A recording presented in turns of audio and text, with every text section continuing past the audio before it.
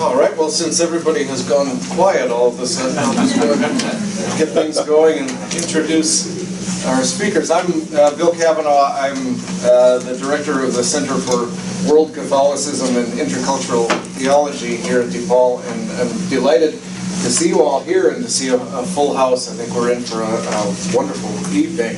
This is the second in our series of Muslim-Catholic dialogues from this year. We had an event with speakers from Nigeria in November, and we'll have one with speakers from the Philippines in May. And in every case, it's Muslim and Catholic leaders from those places coming together to talk about dialogue, challenges, and hopes and possibilities. So tonight, in that same line, we're delighted to have with us Father Fadi Daou and Dr. Nayla Tabbara from the Adyan Institute in Lebanon. Dr. Tabbara is the director of the Adyan Institute. She holds a doctorate in religious studies from the Sorbonne and author of many publications and university professor of comparative religions and Islamic studies. She's published widely in the fields of Islamic theology, education on interreligious and intercultural diversity and Quranic exegesis. Father Daou is chair and CEO of the Adyan Foundation. His doctorate is from Strasbourg in France, where he has a doctorate in theology and also a master's degree in political philosophy. And he's published widely in those areas as well. And in addition to his responsibilities at Adyan, he is a professor of interreligious dialogue and the Geopolitics of religion at the Holy Spirit University in Lebanon. They are both distinguished in their own right, but when they come together, they have made this incredible symbiosis of interests in interreligious dialogue. Our two speakers today have published a book together, originally in French, The Divine Hospitality, the Other in the Dialogue Between Christian and Muslim Theologies. And this will be out in English, I'm told, soon. And in German, if you prefer the German version as well. But their main collaboration together has been the Adyan Foundation, in which they were kind of prime movers when it started about 10 years ago. And the foundation has done incredibly interesting, internationally recognized work in bringing people together, Muslims and Christians and others together in the Middle East and beyond the Middle East to engage in dialogue, to engage in dialogue about theology, about citizenship, about minority status in different regions, research, workshops, advocacy. They have been heavily involved in revamping the entire education curriculum in public schools in Lebanon. And so they've really been kind of at the forefront of trying to imagine a world and create a world in which people of different faiths can rejoice in each other's differences instead of use them as points of conflict. So please join me in welcoming our distinguished guests. Hello everybody, I'm evening. I may say good morning with the Lebanese time now. It's 2 o'clock in the morning in Lebanon, so we try to do our best to be aligned with Chicago time and this one. We are very delighted. I mean, I think I can speak on behalf of my colleague, Dr. Tabbara, Nayla, and myself to be this evening here at DePaul University. We would like to thank the Center and Professor Cavanaugh for the invitation and all those who contributed to bring us here and to be able to meet you in this lovely evening. We will try as much as possible, because we have the huge challenge of time, to try to introduce you to a very complex, timely, but very also complex topic when it comes to Catholic or Christian-Muslim relations in the current Middle East today, and also needing to speak about prospects, challenges, potentialities. So lots to say. This is why I will go straight to my topic. I will have something around 20 minutes as first presentation, and Nayla will have her own presentation, and then we'll have time to discuss, to give you comments and questions, and to discuss these ideas.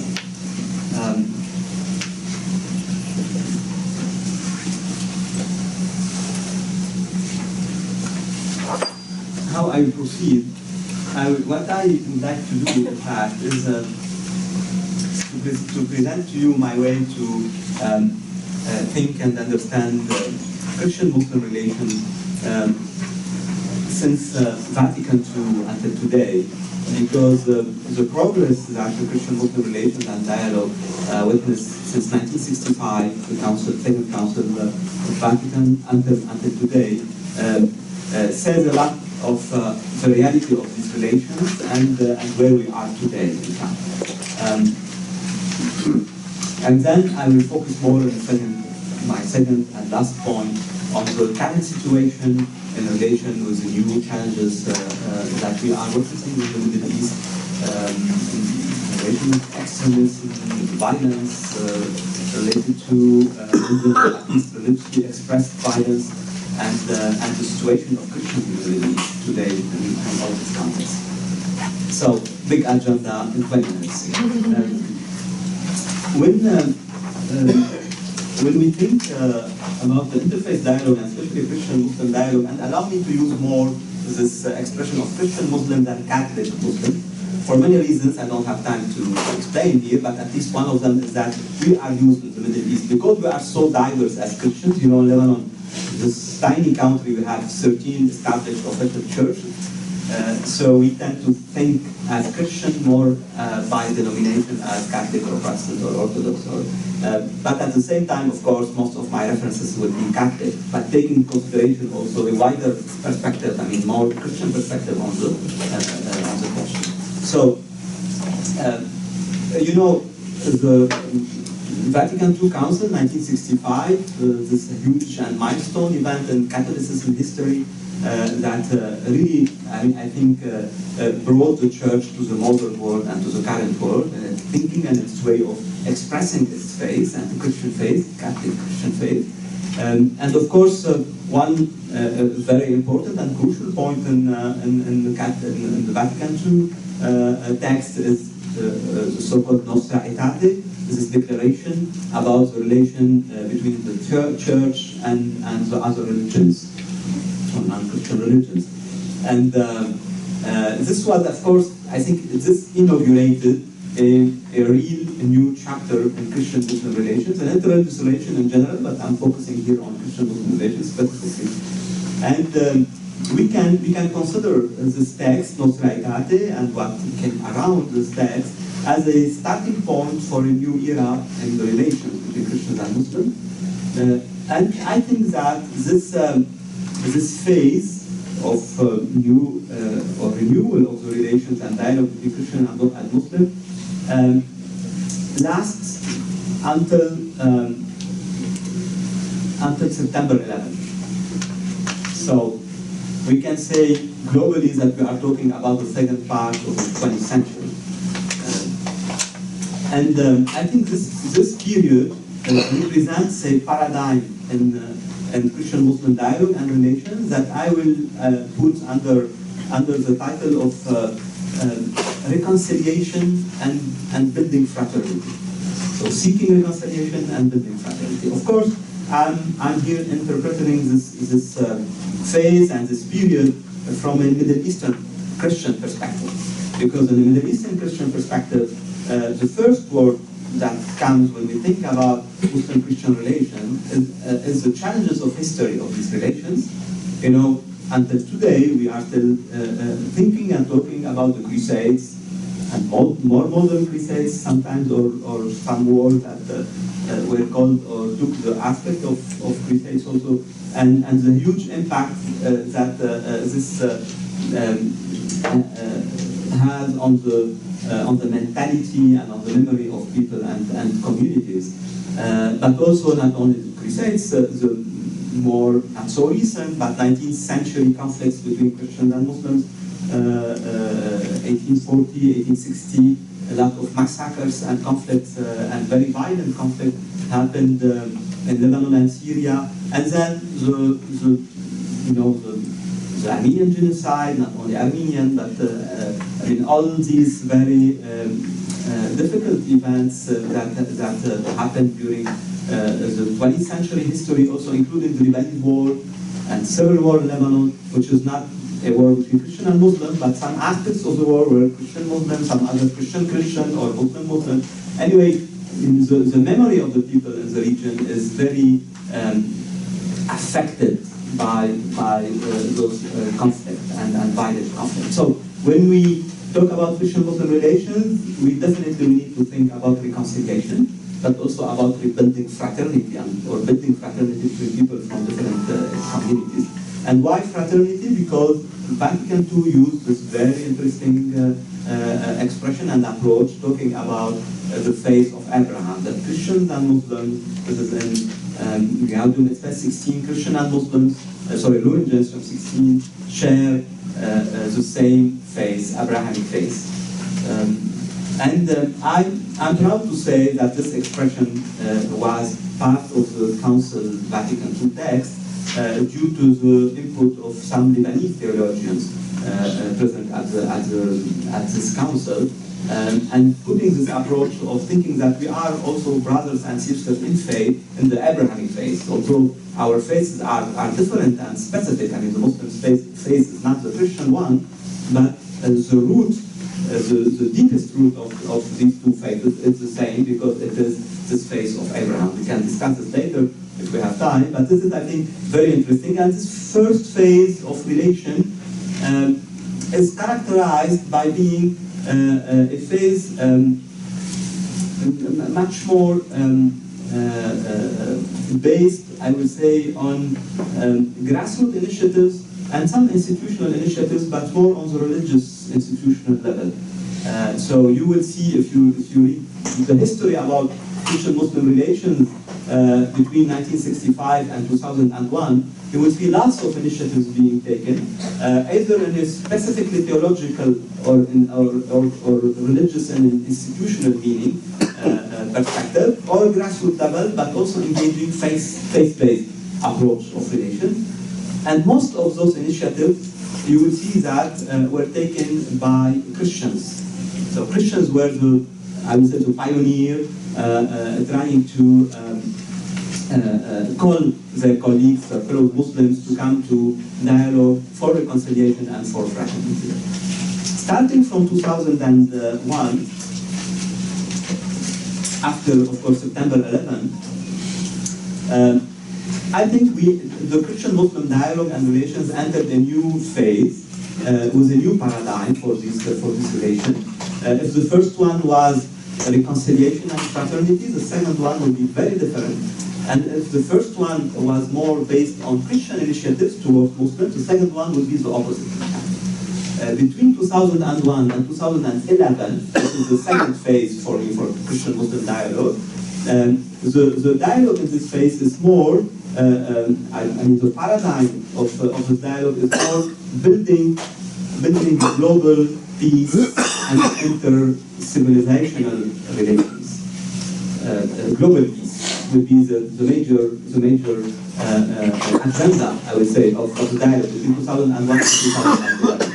And of course, I mean, this is very much related to September 11 and all the international political events that will happen after. I will just give you the example of 6 major initiatives that all of them were taken by Muslims to initiate a new form of interreligious dialogue and mainly Christian-Muslim dialogue. And you will see that what is very specific to all these initiatives, that they are more political than the first phase, which was much more spiritual and theological. Here, between 2001 and 2011, we go to more political approach for Christian-Muslim dialogue and more civilizational approach to this dialogue. So this is why we will introduce this concept of dialogue of civilizations, and it's more global approach for dialogue, more political, more global, more civilizational. Very quickly, 6 initiatives that I will mention. The Iranian President Khatami in 98, a little bit before 2001, proposed, in fact, to the General Assembly of the United Nations to call for a global commitment for dialogue of civilization. In fact, he is the one behind this concept of dialogue of civilization. And in fact, the United Nations will declare, ironically maybe, the 2001 year, the year of dialogue of civilizations. The second initiative that is also in the same perspective or trend of civilizational dialogue, Qatar, the Emirate of Qatar, will create the Doha Center for Interreligious Dialogue, the DC, and starting from 2003, Qatar will start organizing a yearly conference on interreligious dialogue, with a step further that not only a dialogue between Christian and Muslim, but Jews will be invited to this dialogue also, and this will be a breakthrough in the Arab world, inviting Jews even from Israel to come to Doha and to participate in this dialogue. And later on, also more traditions, religious traditions, will be represented, especially from Asia. Third initiative, what is called the Message of Amman, also during Ramadan 2004, November 2004. A very interesting and important letter will be published from Amman in Jordan, the Kingdom of Jordan, by also the initiative of the king himself. This letter will be published, and it's still until today, it is one of the major texts talking about Islam and the call to interfaith dialogue from a Muslim perspective. After this, we'll have, you remember maybe the issue of the conference, the lecture of the Pope Benedictus in Ratisbon in Germany in 2006, and it will be followed by a letter written by 38 scholars, and the year after, another letter, more developed, co-signed by 138 Muslim scholars from all the world, called Common World. You can find all what I'm saying on websites. I mean, if you put Common World, you will have this letter in English. And this is an extremely interesting message, signed by 138 global Muslim scholars, insisting on the close relationships that should exist between Christians and Muslims. I mean, all the purpose of the letter is to say that Islam is also the religion of love as Christianity. And also the letter is presenting Islam as calling for the love of the neighbor and love of God, and going in parallel. And what is also very interesting is this letter, that the letter is quoting the gospel directly, and in an indirect way recognizing also that we can benefit and enrich our reflections from our different scriptures. The first initiative that I will mention here is what the King Abdullah from Saudi Arabia initiated, starting by visiting Pope Benedictus in 2007, November 2007 in the Vatican. It was the first visit that the Saudi king do to the Vatican, and this visit was in fact followed by a huge initiative, unfortunately very little known, because King Abdullah called Muslim scholars from all the world to gather in Mecca, very symbolic place, to do this meeting and to discuss the Islam and interreligious dialogue. And then, based on this meeting, June 6, 2008, a text, very important text, was published called the Mecca Call for Islam and Muslim and Interreligious Dialogue, with a full agenda from a Muslim perspective for dialogue, for an interreligious dialogue. And this was followed by all the political work that would be done by Saudi Arabia from that day, culminating on inviting the General Assembly of the United Nations to meet in November 2012 for interreligious dialogue, I mean, on the political level, and the creation of the CWCIT, the King Abdullah Center in Vienna, with co-sponsored by Spain, Austria, but also by the Vatican. So all these initiatives that I mentioned very, very quickly, you can add the creation of the Alliance of Civilization at the United Nations by the initiative of Turkey and Spain. All these initiatives, you can see that they are very political, very global, but all of them are talking about interreligious dialogue and the role of interreligious dialogue to build a global peace in our world and to enhance inter-civilizational relations. All of them were taken by Muslim countries, Muslim leaders, Muslim international institutions. And this second phase of Christian-Muslim relation, I think it is crucial. But what is also problematic in this phase is that the tendency was to think dialogue on the global level and to think dialogue in a West Islam perspective, which can totally marginalize the local realities and the contextual realities and the, I would say, smaller scale of dialogue and of approaches of dialogue on the more local level, which has a direct impact on the Christian communities and Christian presence in the Middle East. Because at some point, at the same time, the Western countries and institutions, including Vatican, for example, was very happy to dialogue directly on this very high level, international level of dialogue. And you will have, I will give you an example. One of the meetings that was co-organized by international Muslim organizations and Rome and the Vatican, and the Catholic Church. To this meeting participated 60 high authorities and personalities, 30 Muslim and 30 Christian. None of those Christians were from the Middle East. And what is a Christian-Muslim dialogue when you totally exclude Christians from the Middle East?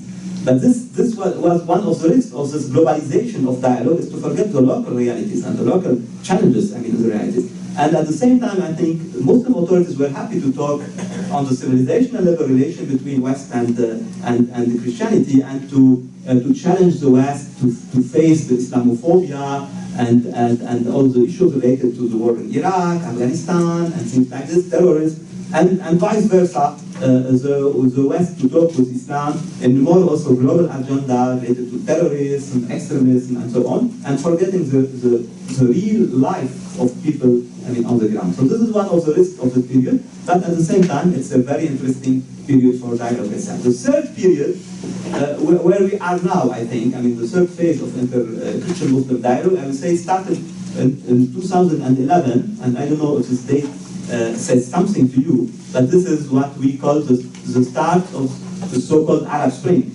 Let me say the Arab awakening or transformation or revolutions or new war, name it as you wish, but there is a new reality that started in 2011 in the Middle East and the Arab context. And this is becoming an irreversible reality, although it is unfortunately most of the time it was transferred into a very negative situation and conflictual realities either in Syria or in Libya or in Yemen. And even in Egypt, it's not the best situation now. In all the regions of all the countries, the exception is being until now Tunisia, but even Tunisia is facing huge challenges. But anyway, there is something that happened in the Arab world, starting from 2011, where the local realities became again important, and we a kind of awakening of the force of the younger generation that is seeking for real change and for a new situation. In parallel to this, we have ISIS, and we have all this extreme violence and terrorism that is happening in the region, in Iraq, in Syria mainly, but now it's spreading even on a larger scale. And this is also a new challenge for Christian-Muslim relations. And I will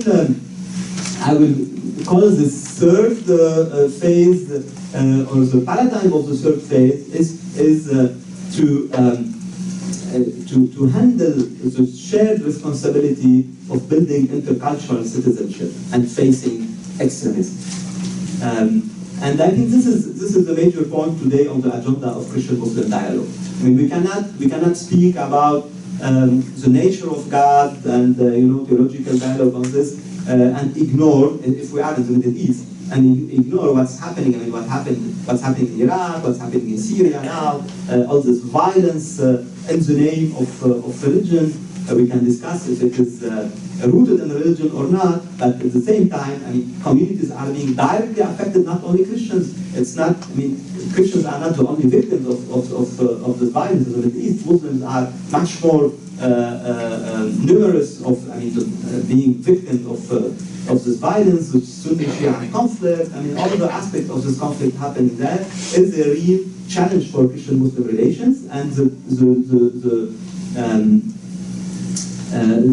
this new point on the agenda, I would say, is to rebuild not only, to rebuild the living together, and we are aware that we cannot build the living together if we are not able to rebuild our societies based on a shared concept that is citizenship, or shared citizenship, or intercultural citizenship. Maybe you heard about the Marrakesh Declaration, which is the result of a very important meeting that happened 3 weeks ago in Marrakesh, in Morocco, gathering 300 high-level and esteemed Muslim scholars, ministers of religion from Muslim-majority countries, and high-level muftis and Muslim scholars. And the result of this meeting was a declaration in the name of this high-level assembly. And this declaration is calling Muslim population, Muslim majority countries to adopt citizenship and to work for, based on a kind of free reading of the Islamic tradition, to call for integration of citizenship as basic value to live together, and also to recognize diversity. More than that, this declaration is calling also to revise the education, religious education and general education in Muslim majority countries, because, and this is a huge recognition done by those Muslim scholars, because they said that education is sometimes being the vehicle of extremism. And this is a very important call to revise, to take responsibility in this area. I know that time is running very, very quickly. And this was my first point in my presentation, to say how dialogue did a huge progress from 1965 until now, and this progress is very much related to the historic facts and events that we lived since 1965 until now. In the third phase of dialogue, so dialogue for intercultural and inclusive citizenship, what is the role of Middle Eastern Christians, is in fact exactly to challenge at the same time Muslim authorities, but also the global authorities involved in dialogue, Christian and Muslim, in the way that we cannot succeed Christian-Muslim dialogue or West-Islam relations, if you want to call it like this, as I said in the second phase, if where Christians and Muslims used to live together for centuries are failing to continue living together. And in another way to say it, if in the Middle East Christians and Muslims won't be able to live together, this means that this inter-civilizational dialogue will be obsolete. Because where Christian and Muslim used to know each other for centuries, live with each other for centuries, if they are not able to continue living with each other in a very positive and inclusive way, this means that dialogue itself will be questioned. My last point, and I will be very brief here, and then of course I'm open to all the questions to answer them. My last point, I will summarize it as follows. Where are today the potentialities and the challenges and the potentialities for a Christian-Muslim dialogue from a Middle Eastern perspective and Christian Middle Eastern perspective? I would say, first, we are very much challenged by the sectarian narrative. And when I say sectarian narrative, it's not about ISIS narrative, or it's the narrative of everyone almost in the Middle East today. What is a sectarian narrative? Sectarian narrative is when the religious community becomes the circle where people are able or tend to think their whole life from within this community. I'm not here questioning a faith-based understanding of life and the Christian, and I have a faith-based, a Christian-based understanding of the whole life and of the world and of everything in the world.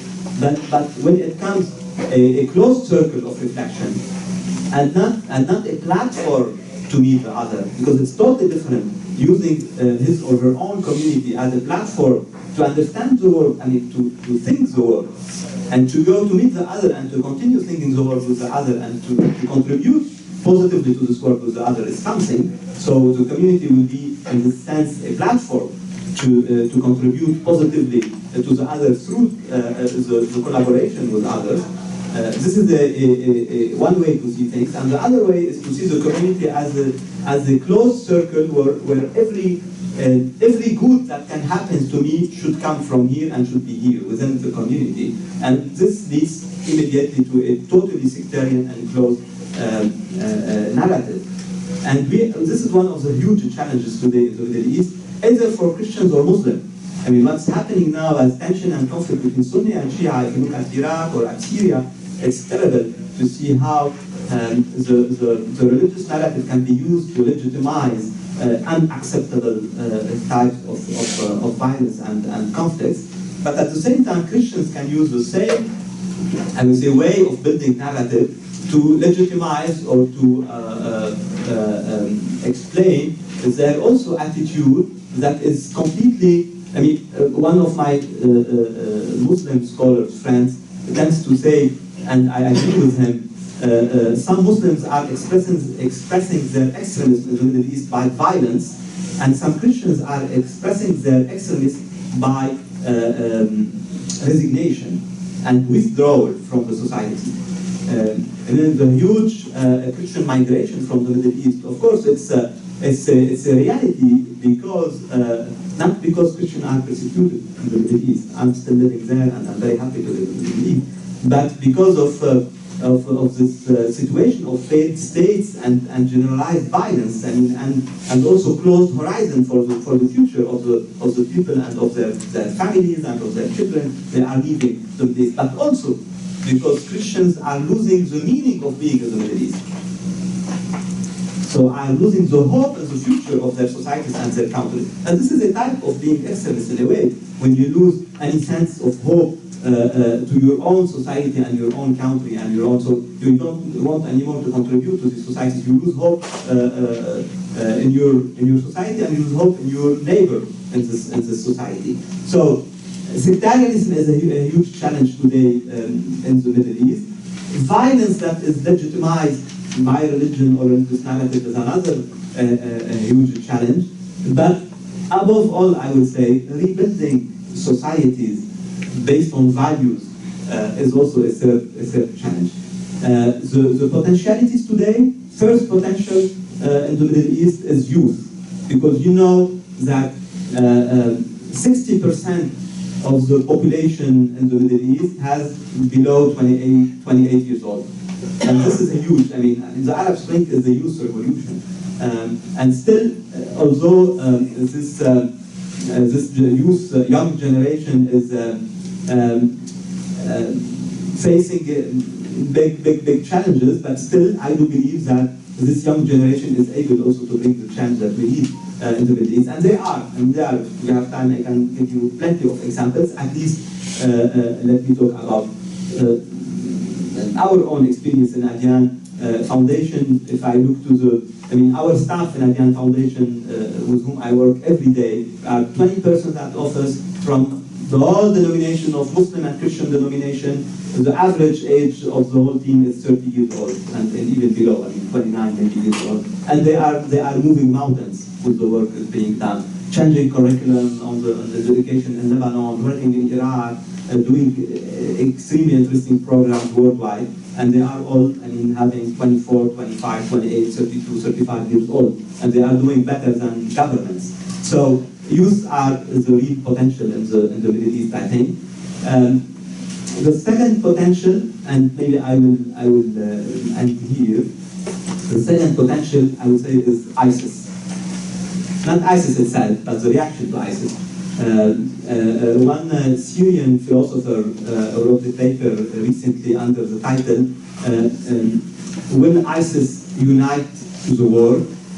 And I think he has right in a way, because this huge, unacceptable violence in any way is becoming also a push for an awakening within our societies, and especially also within Muslim communities and institutions. And I think this is a real potential, because many Muslims are aware today that we cannot stay in an ambiguous situation and having an ambiguous narrative, an ambiguous way of expressing faith, and we need to to make a step quickly, a step further, and to not to build a counter narrative to ISIS or an alternative narrative, but my conviction is to reform the current narrative. And this is a huge potential, because Christians can contribute to this also, and Muslim and Christians can be in real solidarity in building a religious narrative, Muslim one and Christian one, that can meet each other to renew our social contract and commitment to live together in the Middle East. One example, and this is my very last word, is, as I mentioned, the Marrakesh meeting and declaration. It was for Muslim scholars, 300 Muslim scholars from all over the world, but I was glad to be there. I'm not Muslim, I'm a Christian scholar, but I was invited to this meeting by the co-organizer of this meeting, Sheikh Abdullah bin Baya, the co-organizer, and the King Hassan of Morocco.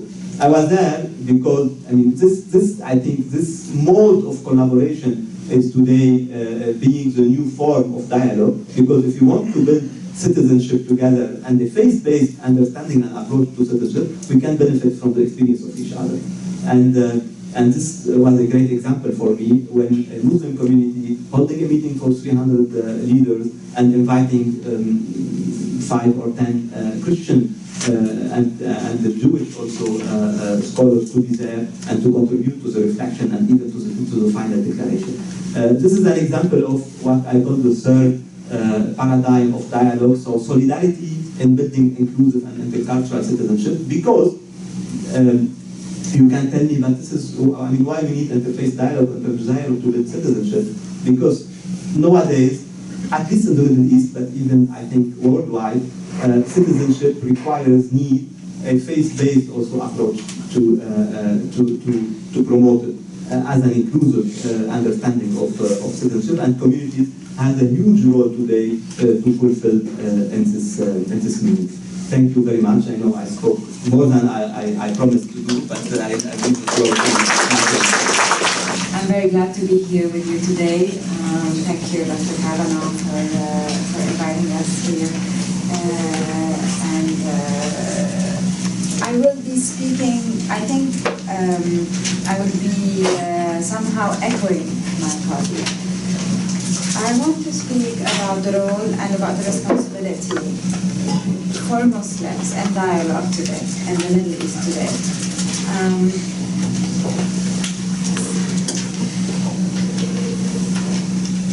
So the responsibility of Muslims for dialogue and through dialogue today in the Middle East. Let me start by saying that as a Muslim, as a believer, one of the things that angers me most today is reactions to extremism that are the sort of not in my name reaction. I don't know if you know about this initiative that happened, I think, in the UK. Or the money that is being spent by mosques to correct the image of Islam. As a believer, as a Muslim, I believe that Islam didn't come for its own image. Islam came for humans. The most important value, or the most important principle in Islam is supposed to be human dignity. And as a Muslim, my responsibility is to preserve human dignity and to protect human dignity and work for that. So the responsibility that we are called for today, is not to protect Islam from the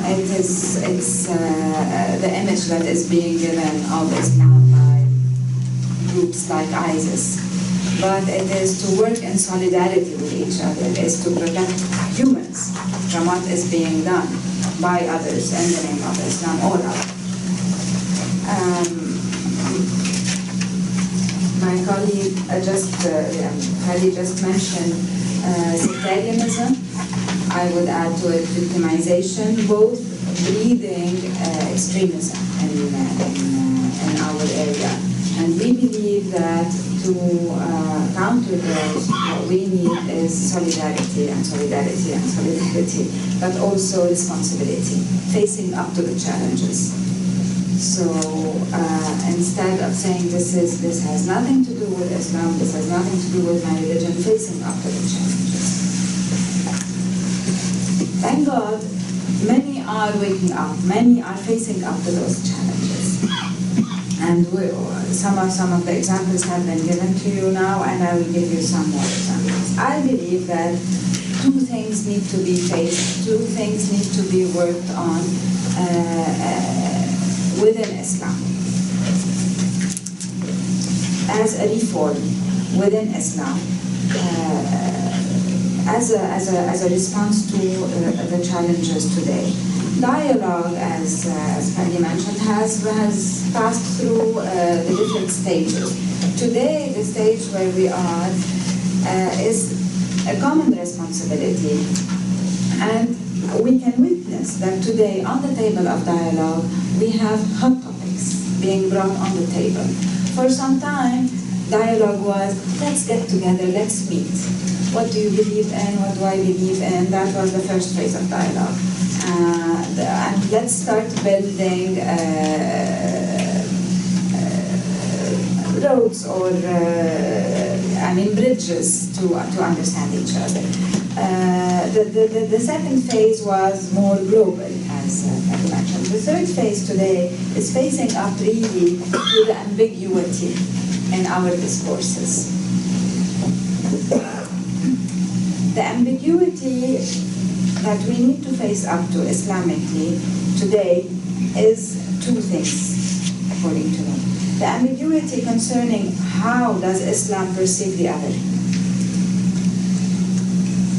Is the other religion, is the person in another religion saved?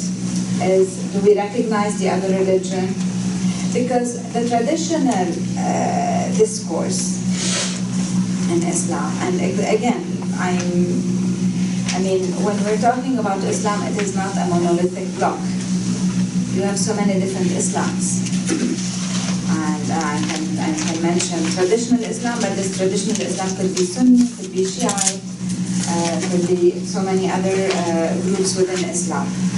There is Salafi Islam, there is liberal Islam, there is Sufi Islam, there are so many different, but the most widespread is sort of the traditional discourse, and the traditional discourse is sort of ambiguous in the question of what is the status of the other. Is the other saved or not? Generally, the discourse is Islam recognizes other religions because they are recognized in the Quran. But generally, it stops at that. Because when we go a bit further with the traditional discourse, it is not very clear later on what do we do with other verses, and because there are many verses in the Quran that go into both directions. So this first topic. The second topic is religion and politics. We cannot resolve anything, and especially in the Middle East, if we do not face the question of is Islam, does it have to have a state, or is it a religion and it doesn't have to have a state? Is there a correlation that cannot be broken between politics and religion, or no? And this is the main point that we need to face up to. Now, what is good and what we can witness today in dialogue and in initiatives working together is that some of these topics are being brought to the forefront, are being put on the table, and a lot is happening from within. Just 2 weeks ago, we had an event on religious freedom, where we invited religious leaders, Muslims, Christians, but also with academics in philosophy, law, and politics, to talk about religious freedom and to think a bit further based on some text, religious text, about reference text about religious freedom. And you could hear the cries of sheikhs, of religious leaders, Muslim religious leaders, criticizing what we need to change in our books, in our discourse today. And this is new. I mean, there is a position, not of course not everybody, but one can sense that there are people today that want to put the problematic questions on the table and face up to them, because the situation does not allow us anymore to say, to use an apologetic discourse or an ambiguous discourse. So I'd like to share with you some of the recent texts on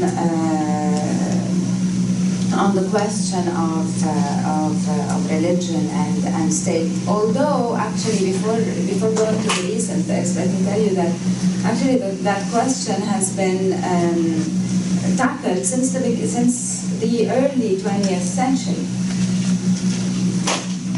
With the fall of the Ottoman Empire came the question, does Islam have to be always within a state? Because in the history of the Middle East, if you know, after the beginning of Islam, all the rule in the Middle East was Islamic rule until the fall of the Ottoman Empire in the 1920s. So there was not necessarily a lot of reflection on the question of religion and states. We have some writings, but not historical writings, but not a lot of reflection on that. The reflection came with the fall of the Ottoman Empire. Does Islam have to have a state? And this is where we started having the Muslim Brotherhood movements and movements that are called political Islam. And that is as an answer. But at the same time, there was another answer. A professor from Al-Azhar University, which is the most important Sunni university in Egypt and the oldest, who his name is Ali Abdul Raziq, who wrote in 1925 a book called Islam and the Foundations of Power, where he tries to prove that that the Prophet did not found a state. The Prophet of Islam did not found a state in Medina. He did not found a state. He was just being sort of managing a society, but not founding a state per se. And to say that we do not need, Islam is a religion. And he says that God made of you a prophet, but people made of you a king. And that's not what God wanted. God wanted you to be a prophet, not a king. And he's followed by many other Muslim thinkers. For example, the Egyptian Muhammad Said Ashmawi, in a book called Islamism Against Islam, who says God wanted Islam to be a religion, but man wanted to make of it a political system. Another Tunisian, Muhammad Sharfi, says that the caliphate was a purely historical creation. And that it is added by man and it is not part of religion. So those are examples of people who, since the 1925, have been reflecting and saying that Islam does not have to be religion and state. But it is recently that we started having, with this sort of third phase of dialogue, that we started having texts from religious authorities tackling this issue. One of those texts is a declaration of Al-Azhar from 2011. This is a declaration on the future of Egypt. And the declaration starts, the first point of the declaration is to support the establishment of a modern, democratic and constitutional national state. So it calls for a constitutional state, not an Islamic state. A second statement of Al-Azhar in 2012, again, Al-Azhar, one of the most important authorities, if not the most important Sunni authorities, Al-Azhar, the second statement is Al-Azhar's statement on fundamental freedoms, and it's from 2012. The first is the freedom of religion and belief, and it says freedom of religion and belief and the right to full citizenship for everyone, which is linked to it. So citizenship is related to the right of freedom of religion and belief. And it is based on total equality in rights and obligations. These are the cornerstones of modern society and are guaranteed by the constant principles of peremptory religious texts and explicit legal and constitutional principles. So basically they're saying that these are found, the principles for citizenship and freedom of religion and belief are found also within Islamic texts. Finally, the Marrakesh Declaration, mentioned now, says, we hereby call upon Muslim scholars and intellectuals around the world to develop a jurisprudence of the concept of citizenship, which is inclusive of diverse groups. Such jurisprudence shall be rooted in Islamic traditions and principles and mindful of global changes.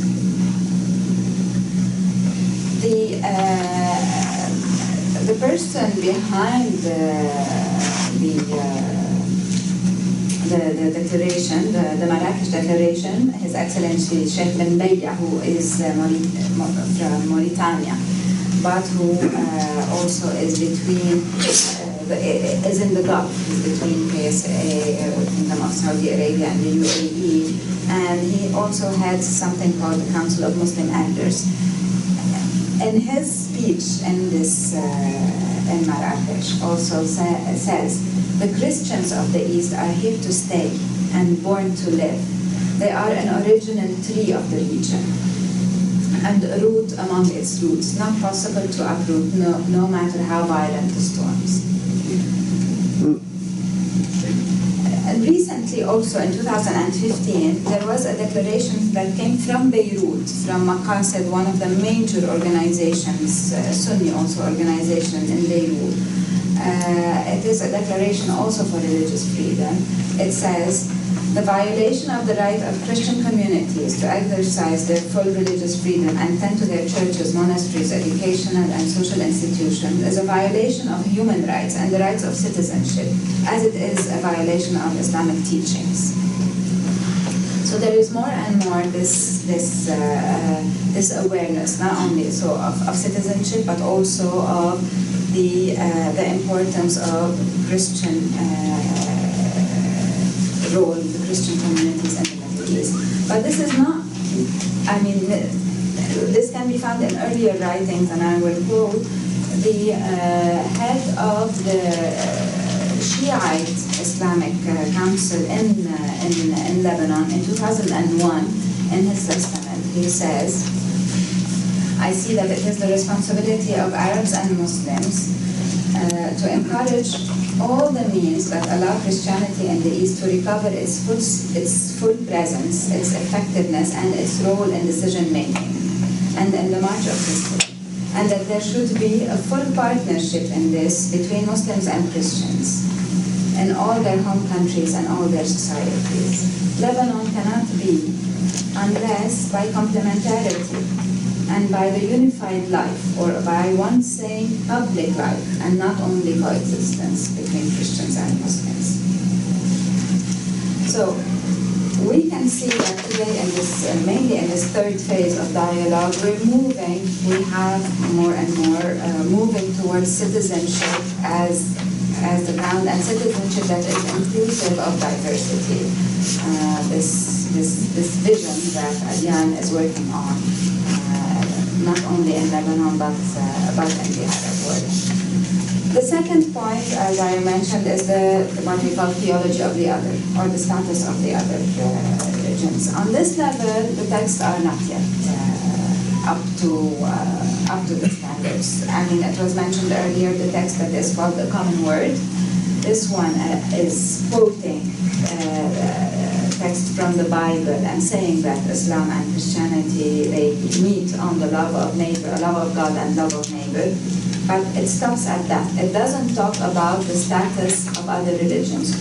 All the texts about religious freedom are accepting religious freedom for the others, but not yet tackling their status. Are they perceived as believers or not? This, I mean, we don't have yet official texts on this. Because our texts, our fundamental texts, need interpretation. This is why there is work of theologians or thinkers. You have Mahmoud Ayoub here in the States that has worked on this. In our book, in Divine Hospitality, I have worked on this from the point of view of Islam, proving that although we have verses that talk about war and about enmity between Islam and people of the book, yet the message of the Quran is actually, on the contrary, the acceptance of diversity and the positive management of diversity in its end message, and the acceptance of, not the acceptance, the recognition of other religions and of salvation for believers in the other religions, mainly the religions of the people of the book, meaning the monotheistic religions. This is very clear in the Quranic text. So I would like to end that this third phase of dialogue, I believe that it is pushing us not only to understand more about the other, but it is to understand more about our own theology. It is pushing us for reform in our theology. But it's also pushing us to develop criteria for interpretation. I started by saying that that we need to own up to what is happening in the name of our religions. I think what we need to do, the answer to ISIS and to all those extremists who interpret religion in a specific way, the answer to them is not one unified interpretation. Because I believe in diversity, and I believe in the importance of diversity of interpretation, as has been throughout all the history of Islam. There has been always a diversity of interpretation. But what we need are the criteria, the principles that allow us to say that these interpretations are aligned with the message of Islam or not. I mentioned human dignity, mercy. These are the main values and principles in Islam. These have to be really brought to the forefront, so to be the criteria for our interpretation. And finally, what happens, through dialogue, it helps us to go out of the shell, and instead of working for our own image, to correct the image of our religion, instead of that, work together for a common vision. To work together for a common vision and in solidarity. Thank you. I have a question for, you, Father. You both mentioned sectarianism, you both mentioned diversity, the need for diversity. I myself am an Eastern Catholic, I'm not a Roman Catholic, and I try to find solidarity with fellow Eastern Catholics. And I found that generally helps bridge regional commonalities. And I was wondering if there are certain affirmations of identity being made with non-Roman Catholics in the Middle East, like the Melkites, Syriacs, Maronites, that perhaps is being done differently from Roman Catholic dialogue in the Middle East, and particularly kind of embracing internal diversity to learn about external diversity. Shall we answer privately, or? Yeah, just do one. Yeah. There is some echoes.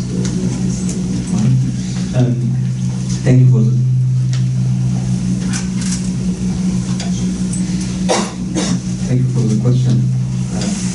I think that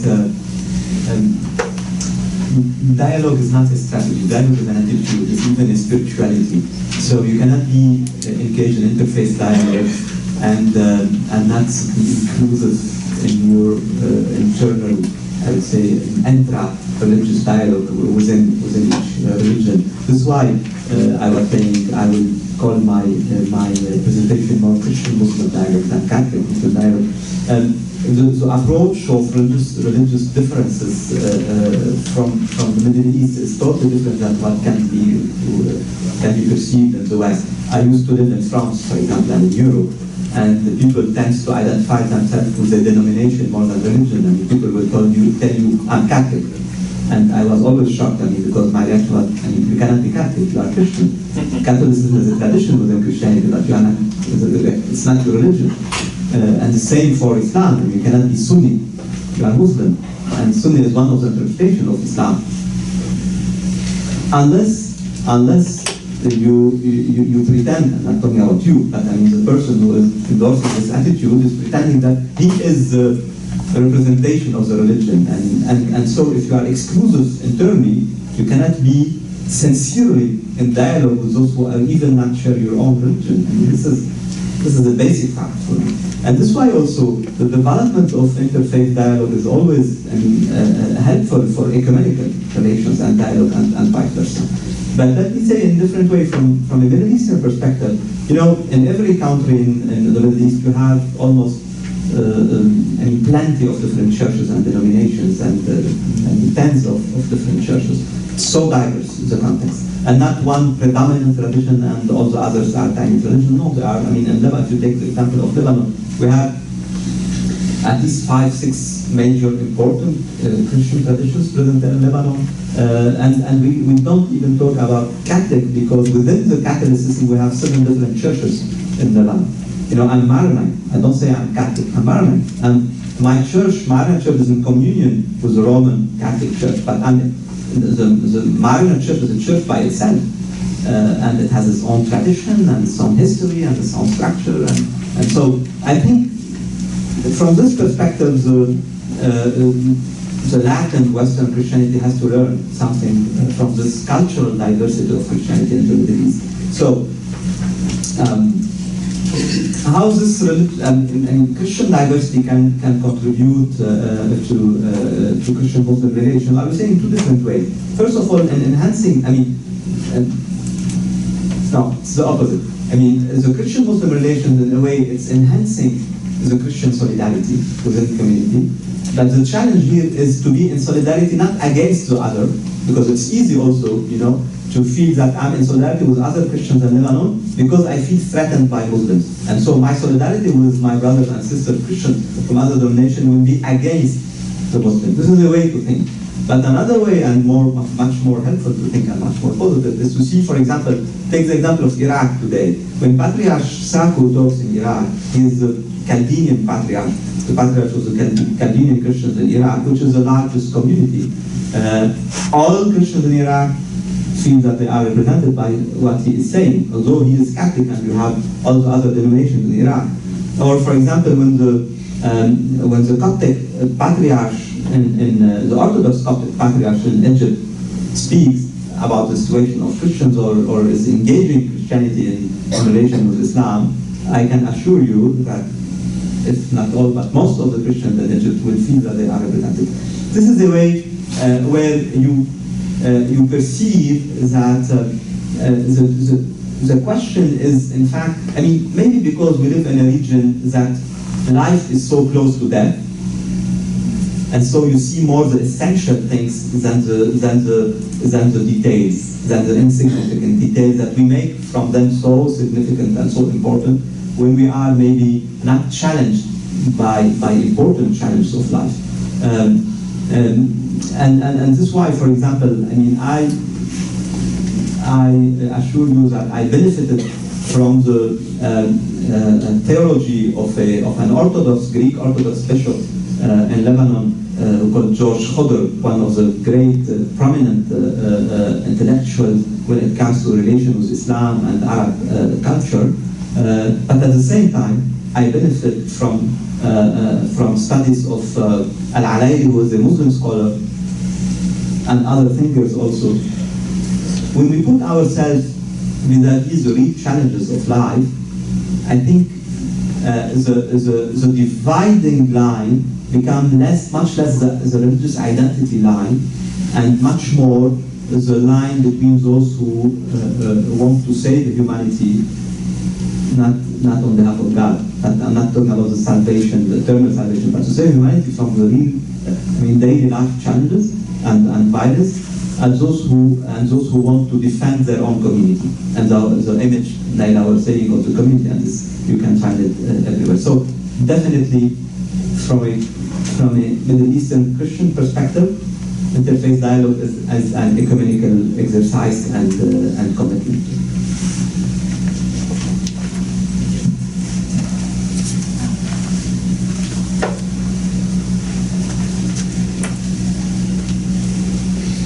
I don't know if you're aware that in the United States there's a presidential election process going right now. I'm following this closely.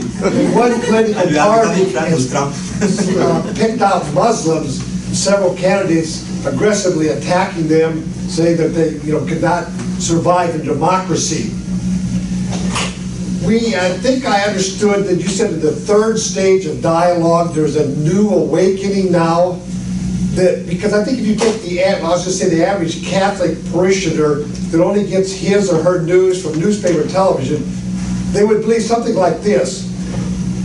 Muslims survive well in the Western world, they can build their mosques, but as soon as they're in charge, then they shut down everybody else. Did you seem to indicate that that is beginning to change, that there has to be now a coexistence using historical reasons and even a modern theology, that we can live side by side respecting each other, that goes against this popular vision, I think, that uneducated Americans have about Islamic faith and Sharia law. That word seems to strike fear in America when they talk about Sharia law. We can't let Muslims get in power because they'll impose upon our so-called good constitution.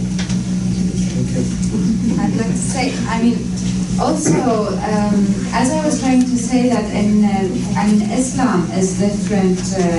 There's a lot of diversity within Islam itself, but there's also a lot of diversity within the Arab world and in the Middle East itself, from country to country.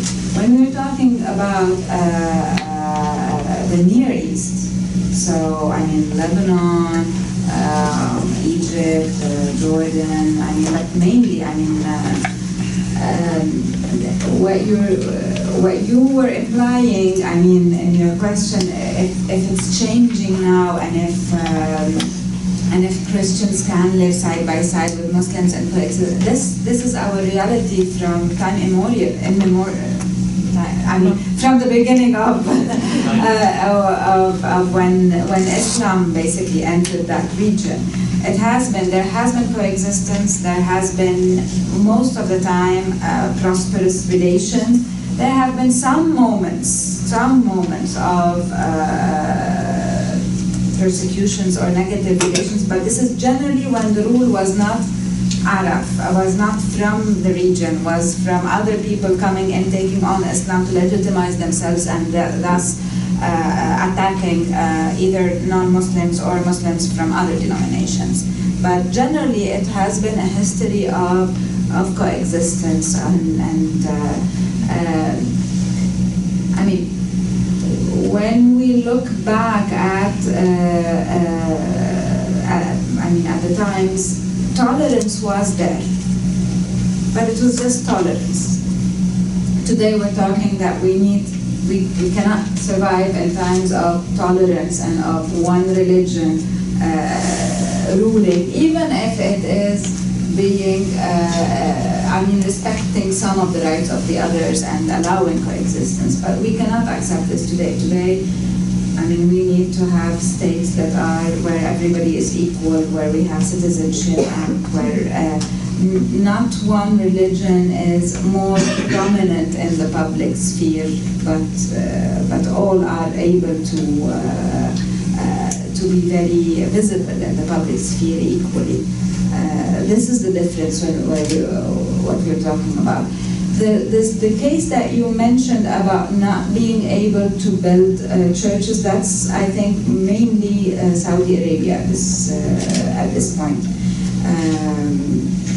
But even in the other Gulf countries today, you have churches. I mean, you have that possibility of coexistence, but we need more. I would like to add some comments, few comments. Starting by saying that Trumps can have reason in some way. I mean, some Muslims would like to maybe to impose Sharia law on any societies, and they're very restricted and narrow interpretation of the Sharia law in any society, and would love to live in a Sharia ruled society. Some Muslims, some very, very few Muslims, as also some Christians tends to think that if they were living in a totally Christian society with I don't know, the gospel or their own Christian roots in the society, would love to do. But I think those are the minority among population. But unfortunately, this minority is growing. It's growing among any community, I mean Christian and Muslim, and we can notice, I mean on the sociological level we can notice this. Let me say in a different way that this is a real challenge. And first of all, it's a real challenge for religions and for the religious discourse and religious narrative, and for also believers. I mean, the question is, do you prefer to live in a diverse society where there is a public sphere that is recognized as a sphere for everybody, with public life values and public rules that make all people equal to each other, and this public sphere can be enriched culturally by any tradition? Do you prefer to live in such a context, or do you like to prefer to live in as I said before, a closed community circle that is ruling everything and imposing its rule on everyone and everything?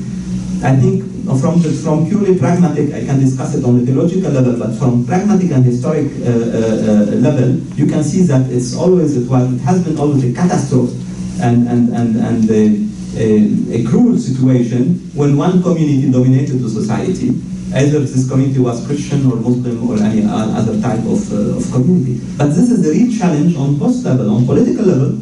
So we need political awareness to protect societies from such hegemony.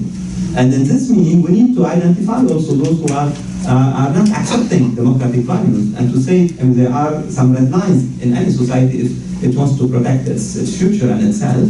And it's also a challenge for communities and for religious communities to develop their social narrative and to say, what does it mean for a Christian to be politically active and socially active? And what does it mean to a Muslim to be politically active and socially active?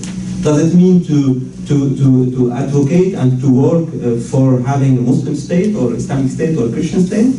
Or working and advocating and engaging himself or herself to make values more close, I mean, to the daily life reality. And in this meaning, we can be, I mean, from any denomination or non-believer and work together for these values. So this is a real challenge today for any community and for also politics and political engagement. So I'm not saying let's not take it naively as a purely theoretical question. It's a serious question today, and not just for Saudi Arabia or for some countries where there is a serious lack of respect for religious freedom, but it's also, I mean, a challenge for Western societies where living together is being challenged, because it has to always renew and make aware all the population about the principles and the values on which is based the living together. And thank you for the question. Thank you for your remarks and your insights. I understand it's very important for Christian and Muslim to live peace with each other and to stand in solidarity in tackling terrorism. But I'm wondering, beyond this, do you think there's an ultimate goal for the interreligious dialogue, for the solidarity between them? And what is that ultimate goal from the Christian perspective and from Muslim perspective? And my second question is to Tabbara. You mentioned Muslim and Christian should work together for a same vision. And what is that vision? Thank you.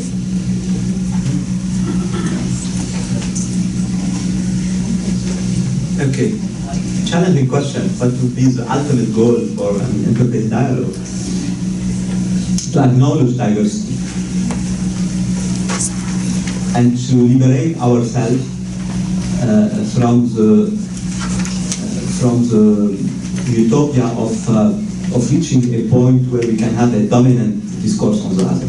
I mean, definitely the ultimate goal of interfaith dialogue is not to convince the other that I'm right and you are wrong. Definitely, this is not the goal and cannot be. And then from a Christian theological perspective, I mean, Pope John Paul II wrote a marvelous encyclical letter in 1990 called the Notoris Missio, the Mission of Christ. And I'm quoting him here. He says in this text that the reason of dialogue is not strategic or tactical. The reason of dialogue is theological. Because some Christians will think that interfaith dialogue is a kind of implicit preparation or seduction of the other to lead him or her to a kind of conversion to our ideas and our beliefs. And I mean, this text is saying clearly that it cannot be. This is not dialogue. This is even hypocrisy. Dialogue, the reason of dialogue is theological, and the Pope explained that because with dialogue and through dialogue we go to this adventure of looking for the mystery of the presence of God outside the church and within the life of others. And here I would like to quote a brief text from the Catholic Patriarch in the Middle East, in the East, representing the whole Catholicism in the Middle East. They wrote a letter, a very important letter, entitled Together Before God. It was published in 1994, and the Patriarch here, the head of churches, are talking about the Christian-Muslim relations. And I will just read for you one sentence. They said, we, Christians and Muslims, do not form two camps or two opposing parties. We are all, before everything else, present in front of God. He is the creator of the universe, and he is not the exclusive property of anyone. God is not the exclusive property of anyone. We belong to him, we all came from him, and we shall return to him.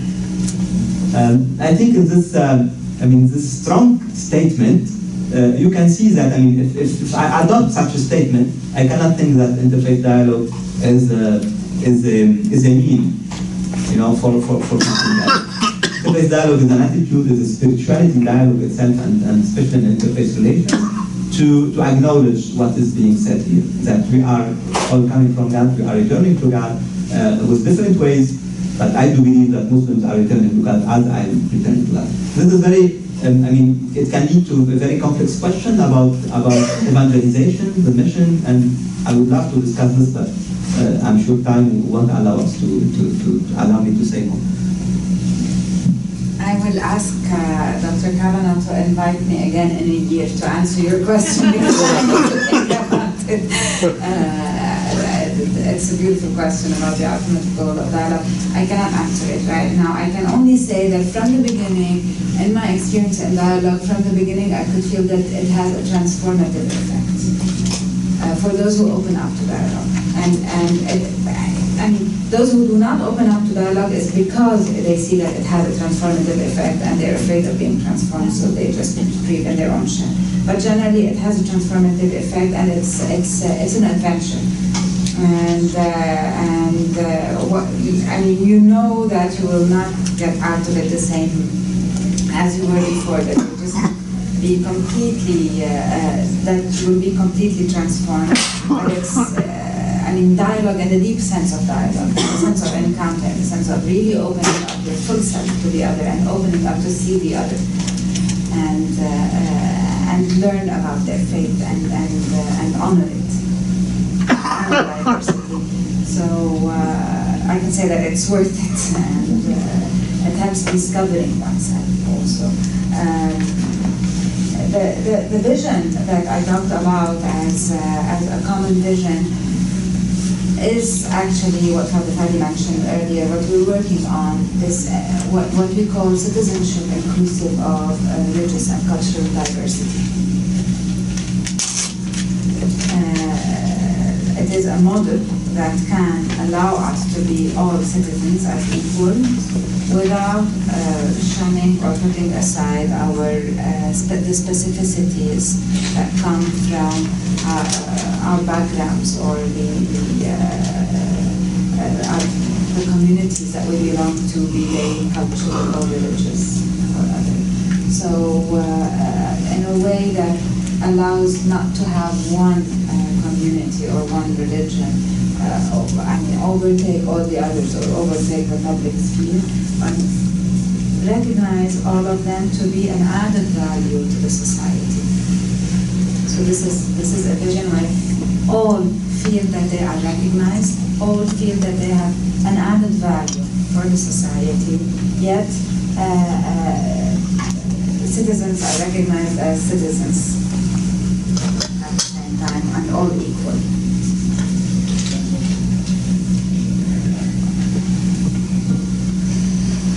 I have two questions. Thank you very much for such a very inspiring presentation.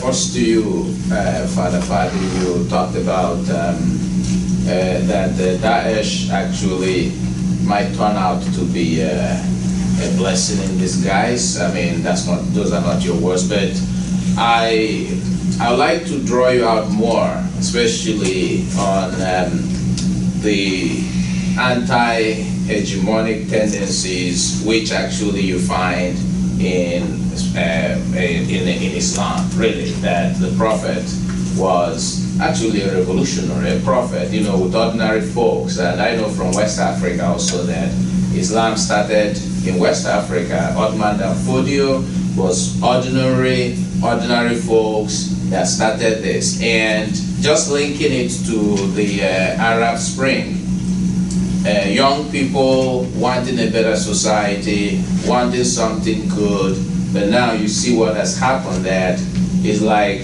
some kind of a dialectical tension between a counter-hegemonic tendency, movement, ordinary movement, and now the bombs coming from Russia, the US, and all that, in Syria and all that. So what do you think, really, about the ordinary movements that are occurring both in the Middle East and many parts of the world? Do you find another ordinary movement that might be contrary to what you have in ISIS? Then the other question is on, you mentioned about principles and criteria, that has someone has to set the criteria or principles. So again, I want to understand more. Is it possible for you to conceive of Islam without the politics or state power that will actually enforce that conformity to Allah? Because again, to relate it, that I know maybe I might not be correct in this, but the Prophet, peace be upon him, also had followers who were to plant the flag of Islam, at the beginning of Islam. And I know also in West Africa that Ottoman and Fodio had asked and that flag, planting that flag was part of, establishing a state. So how do you conceive Islam without state power to enforce these principles and criteria? Thank you.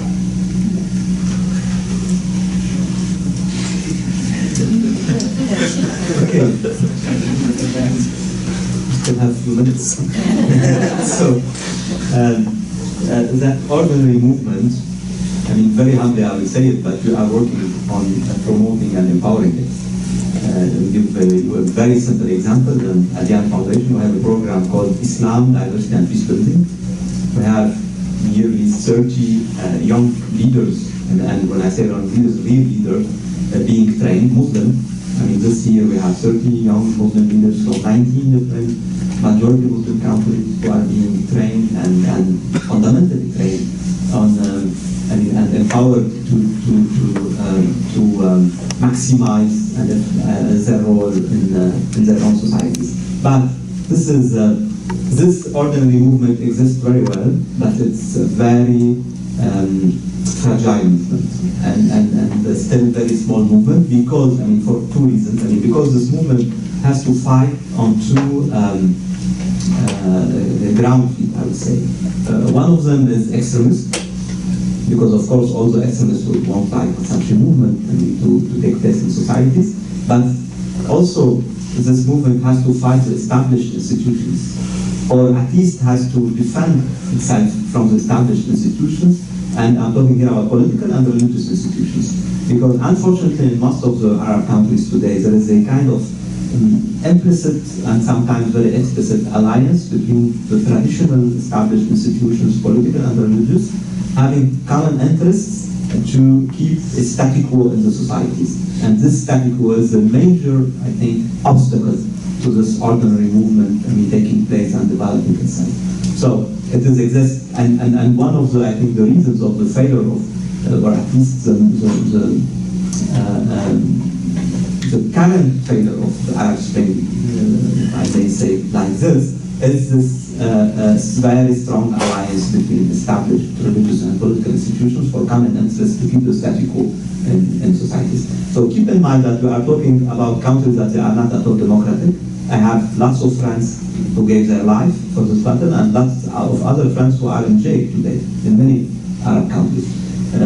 And lots of others who are ready to give their life or to be in jail because they are continuing this fight. I'm talking about Muslims here, and some Christians also.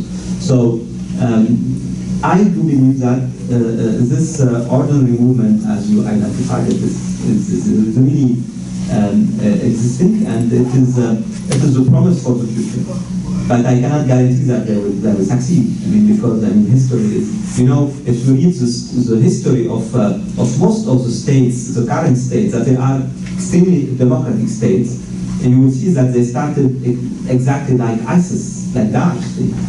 The violence sometimes can generate and can become, can impose itself as a real fact, and then can be recognized as a structure, established structure, and history can transform it. And so, unfortunately, we are facing a real serious problem, and ISIS is not just a terrorist phenomenon that is threatening the West. ISIS is a real state today that it has a curriculum, an educational curriculum, where millions of children were being taught to this curriculum.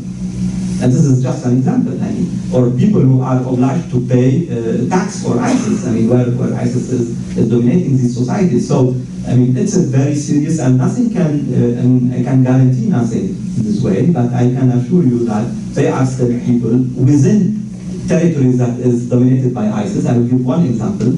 We have someone who is working with us, and he is still living in Mosul. The first city that were invaded by ISIS.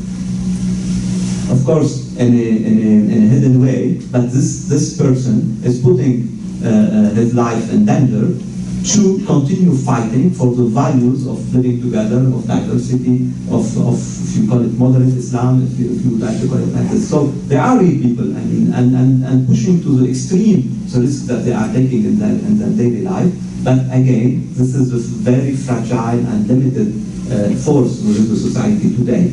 And I cannot guarantee that this will win. This very strong, very difficult battle, again, because it's a double battle against extremists, but also against those who have the interest to keep things like they are today.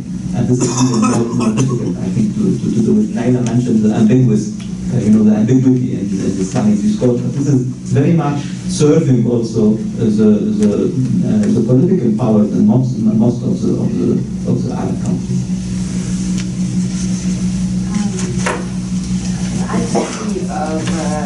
Of Islam without state, of course. This is what I was saying, and I tried to give you some examples, starting with Ali Abdul Razak in 1925, to tell you that I'm not the only one. There are millions that believe this way, and based on studies basically that show that the development of the reflection or of mixing together religion and state, this was developed after the fall of the Ottoman Empire to prove that we need to have a state. Because from the beginning of Islam, there was an amalgam, a confusion between or a mixing together two concepts. The concept of victory on earth, victory and controlling lands, and the other concept of truth of religion. So with the fall of the Ottoman Empire, there was this big question. I mean, we lost to the West. That is more development. Does this mean that our religion is false? And that is why, as an answer, was that development of the idea of or encrusting that idea of state and religion together, that Islam cannot be without the state. Whereas the other answer was, yeah, Islam is a religion, doesn't need to have a state. And the Prophet himself did not found a state. Actually, in the Quran it says there is no word for state. There is the same word, but it is used for something completely different. It is used for arbitrage, for resolving conflict between people. That's what the word is used for, and that was his role in Medina.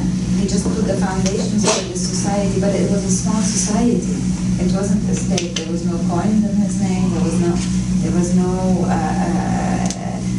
I mean, the basics to form a state, that was not there. It is with time that was developed the idea that a state was with Islam from the beginning. This was developed to promote the idea of the need to have an Islamic state. So, I don't know if this was... I see that we're out of time, which is a shame because I kind of feel like there's still a lot of questions to ask, but we don't want to presume too much. I know that you were talking this morning and you probably got terrible jet lag after running yesterday. So before I ask you to join me in thanking our guests, though, we do have one announcement from Karen. Yeah, two things actually. The bright orange pieces of paper in your chairs, we do actually read your feedback, so if you'd like to leave us some, you can just leave them on the table on your way out. And the second thing is our next event is in the middle of April, and it's a different type of interfaith dialogue, but it's a conference called Fire from Heaven. It's our annual World Catholicism Conference, and it's exploring the politics and theologies of spirit movements in the global south. So Pentecostalism, Catholicism, and spirit movements in Asia, Latin America, South America, and Africa. So, What date? there's a flyer out on the table, so it's April 15th through 17th. So if any of you want to come back for that, that would be great. Thanks. Please join me. Oh, one more announcement from Francis. The next one in the series is that. The next one in the series is May 4th. I believe May 4th. May 5th. Is it May 5th? A Muslim and a Christian speaker from the Philippines will be coming to carry on our dialogue. Please join me in thanking our wonderful